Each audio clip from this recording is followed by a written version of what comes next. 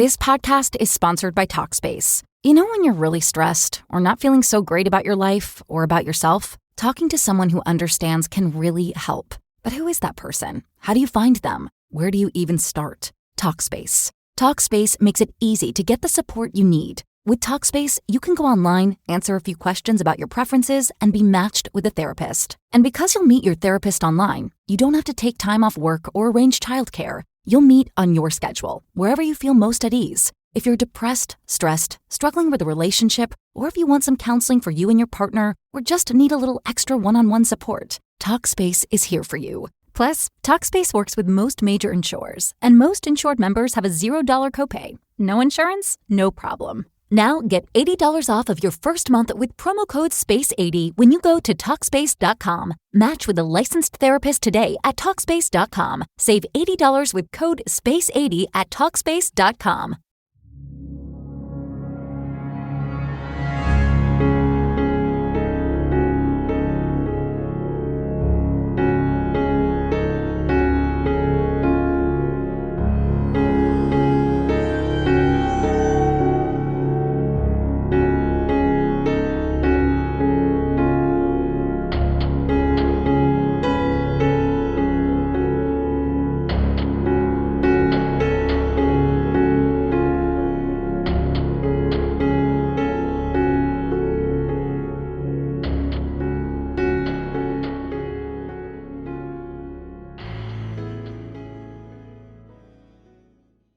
The Paranormal Girl podcast presents Spectral Shorts, Volume 4.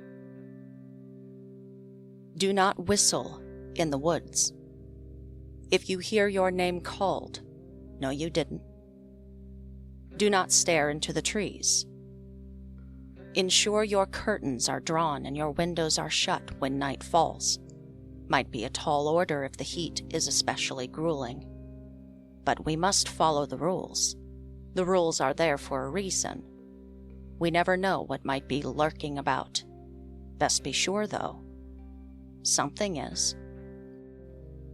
Welcome to our final installment of Paranormal Girl's summer mini-series, Spectral Shorts.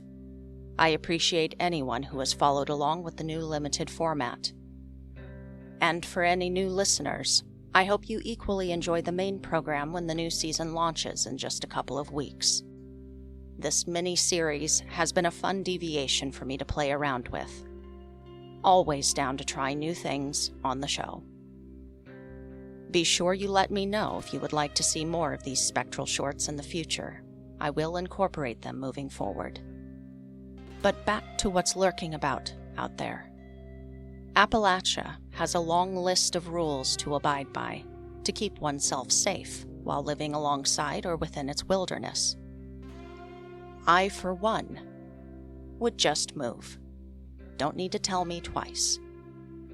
If only the rest of the country followed such set precautions in the face of the unknown. Then again, most people aren't aware there may be a need to. Most people are caught off guard. The supernatural can enter our lives in an instant and disappear just as quickly, and can also take many forms in the process. Such as in our first story, told by Robert from Decatur, Indiana. I'm Robert Johnston from Indiana, Decatur, Indiana. So my story took place there, and my brother and I were heading to a dress rehearsal for our father's second wedding. So we were running a little late, and it's out in the country where we live, so it was dirt roads a lot, a lot of fields and that sort of thing. In this case, it was towards the winter season, and they just had the fields tilled on each side of the road. 2-lane road, no real ditch that you could fall off into really. Or hide behind. It was just going down. Well, I had this premonition that I had to tell my brother right then, no matter what happens in the next few minutes, don't turn. And so I told him, and within less than 5 minutes, my brother and I both saw a German Shepherd come from the left side. Understand, again, no, it's wide open and it's broad daylight. So it was pitch black, like a pure black German Shepherd. Very, both of us, that's all we both recognized it as, extremely furry. It came running up. My brother's instinct was, of course, to turn to the right to try to swerve, but he listened to what I had told him, so we felt the impact. He keeps driving. I look back to see if there's the body, and there's nothing. There's nothing. So we were like, we're not stopping. So we get to the church. We get out. We check the car. There's no damage and stuff.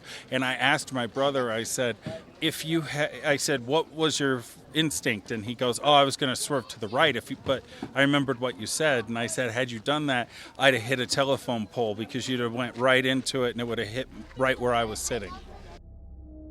This story is a good reminder that our own instincts can be some of the best protection that we have, and can mean the difference between an almost close call and conceivably certain death.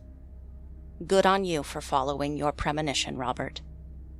I'm so glad you were still here to tell of your encounter with what, by all appearances, seems to be a black dog encounter.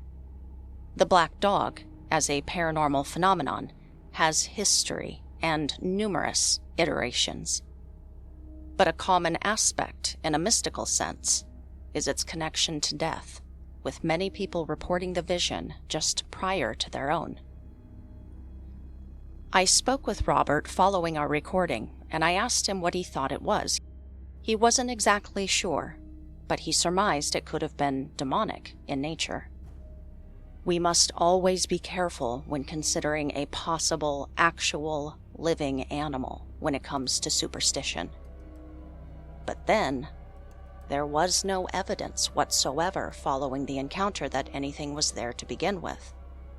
Whatever it was, you know what I find to be the creepiest part of his tale? Did you hear the dog barking in the background? Sounded big. I do not recall hearing it at the time of our recording. So to Robert, I would say, stay safe out there. I hope you continue to follow your instincts, and that they continue to keep you from harm's way. And congratulations on winning the Storyteller raffle. I hope you've gotten a lot of use out of the hat. Our next and final entry brings a smile to my face every time I re-listen to it. It's not that his experiences are not exceptionally spooky or mysterious, but in short, he has such stage presence. In fact, you may recognize him from one of the most popular episodes of Unsolved Mysteries, or the comedy world as a longtime comedian, or the numerous appearances in film and television.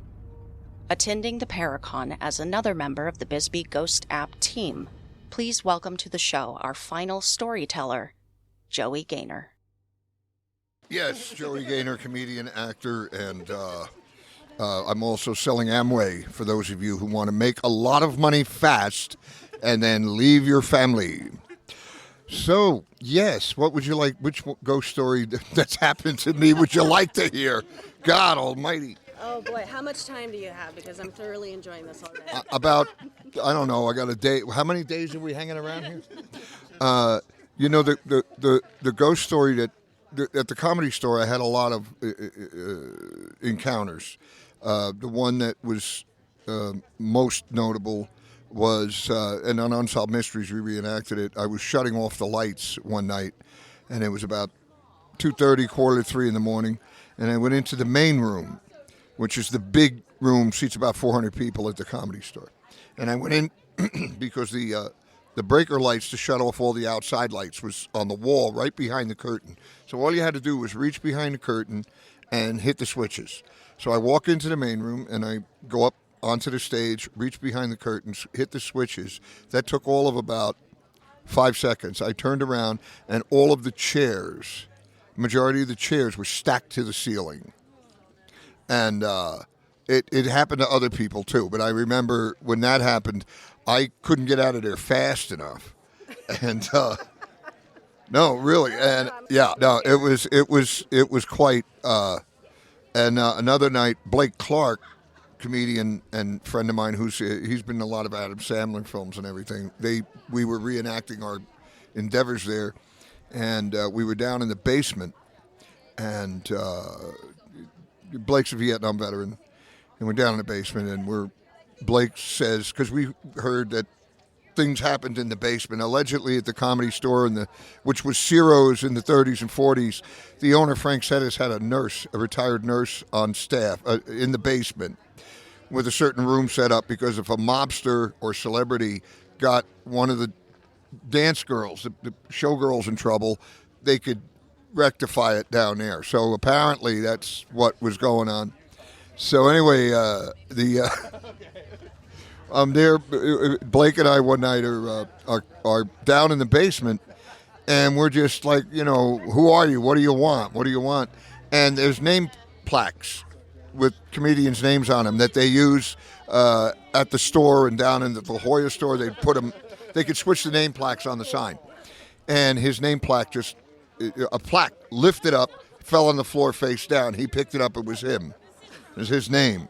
And then he saw something very dark rise up out of the floor, and it just got bigger and darker. And I put my hands out, palms out, and they got fire hot. And we ran out of there. And that's just some of the stuff that's happened at the Comedy Store. And the thing that a few years later, one of the things that happened to me personally was when my mom was dying of cancer. On Sunday, the day before she died, we were sitting in the living room because she was in hospice, and my brother was in the kitchen. And all of a sudden, my mom, God bless her, who hadn't spoken Italian in years, looks up and starts speaking in Italian to somebody in the room. I can't see anybody. And she turns to me and says, "Don't you say hello to your grandmother? What's the matter with you? Your grandmother's here, and you can't." And she says something to my grandmother like, "This guy's stunad, hey." My grandmother died 8 years before I was ever born. So I said, "No problem, Ma. Yeah, hi, Grandma," and I go along with it. And then my mom is like trying to open something. It's like pantomiming opening something. And she goes, "Open this purse. I can't get the zipper to open." And there's nothing there, but I pantomime opening the purse. Okay, maybe she's hallucinating. And she takes it, and she's like reaching in, and she says, and this is all in Italian, but she reaches out and she goes, "Okay, here you go. You can go now. It's all good. You got that. All right, I'll see you." And she goes, "Say goodbye to your grandmother. What's the matter with you?" And I went, "Oh, okay, Grandma. Ciao, Bella," So that happens, and she takes this invisible bag or whatever it is and puts it next to her. Now, my mom passed away the next day, and about 3 weeks later, I was in New Jersey, because that's where we're from originally, and I'm sitting with my Aunt Vera, her sister, because they were a big Italian family. I think 7 or 8 sisters. And I'm sitting with her, and she says to me, "What day did your mom pass away?" I said, "Monday." She goes, "Gee, I had the strangest dream the Thursday night before your mother passed away." I said, "Really?" She goes, "Yeah." Now, she didn't know about anything that I just told you. And she said, "Yeah, I dreamt I was walking down Colden Street, which is a street in Newark, New Jersey, where we all, even when I was a little kid, I lived on that when I was a baby." And she said, "I saw your grandmother, my mother," and I said, "Where you going, Ma?" She says, "I got to go see Helen and get the money." And I said to her in the dream, "She doesn't have any money." And your grandmother said, "Oofa," and waved me off and went, "You don't know, you don't understand. I got to go. And I woke up. And then I told her, I said, "You had that dream on a Thursday?" She goes, "Yeah." And then I told her what happened on a Sunday, and we both sat there like an old E.F. Hutton commercial with our jaws open. Because, see, things like that are not coincidental. Things like that, they don't happen. It's not figments of our imagination or whatever. It's real. And it's there's another world there, man. You could say there ain't. And, you really don't know. We don't know exactly. I mean, we all believe in a heaven or hell, whatever. But we don't really know. But look, my father died when I was 8, and I'd walk through the living room. We had one of those old doors with the 3 square windows in it. You remember those? Yeah. And sometimes I'd walk by, and out of the corner of my eye, I'd see him looking through the window. And then years later, I'm talking to my niece, and she was a little kid when she'd come, and she said to me, because this was again back east. This was 1995 when I was back there. When my mom passed away, we went back because we buried her there. And my niece says to me, "Hey, who was the old man that used to look through the window when I was a little kid? I'd see this man with the glasses looking through the window." And I sat back and went, "Oh my God, you saw it too? That was your grandfather." So it's you can't. The other thing I'll leave you with, it's like in Italian culture, there's a thing called the eyes. It's a prayer, and if you have a bad headache, you call your aunt or whoever does that prayer. They absorb the headache, and then they call you back and say, "Okay, go wash your face. Your headache's gone," but they're miserable for a couple hours. And I saw my Aunt Rose do that on the phone. She'd be talking to somebody and go, "Okay, go wash your face. I got to go lay down now," and she'd go lay down, and she'd have a splitting headache after she was. And all of this stuff is real. You can't, regardless. But anyway, I thought I'd share with you. We are on the Paranormal Girl. Don't forget to tune in every weekday, Monday through Friday, 24 hours a day. You can get the Paranormal Girl. And this is Joey Gaynor. I'll be signing pictures over there if anybody has $10. All right. Thank you. The belly room every Sunday. That's right. Live in the belly room every Sunday night for the next 27 years. What incredible stories. What an incredible storyteller. Joey, I 100% agree with you that there are just some things that cannot simply be coincidence. It's experiences like yours and many of the voices over the course of the summer series. And speaking from personal experience, there's a tipping point where an occurrence goes beyond the scope of chance and coincidence. When this happens, this in itself is considerable proof. I'd like to mention also, as a kid, I remember watching your episode on Unsolved Mysteries. If folks listening have never seen it, it's from Season 8, Episode 12. It can still be found online in its entirety, and I can't recommend enough that people promptly find and watch it. It's especially spooky. I lived in Hollywood for a decade and ventured down to the Comedy Store myself more times than I can count. With as much history as flows through the veins of the entire area, this location is rife with ghosts. And it's clear to see the Comedy Store's entities are more than the result of mere coincidence and imagination when you consider the hundreds of other encounters reported here over the decades. I would like to thank all of you for joining me for this limited series.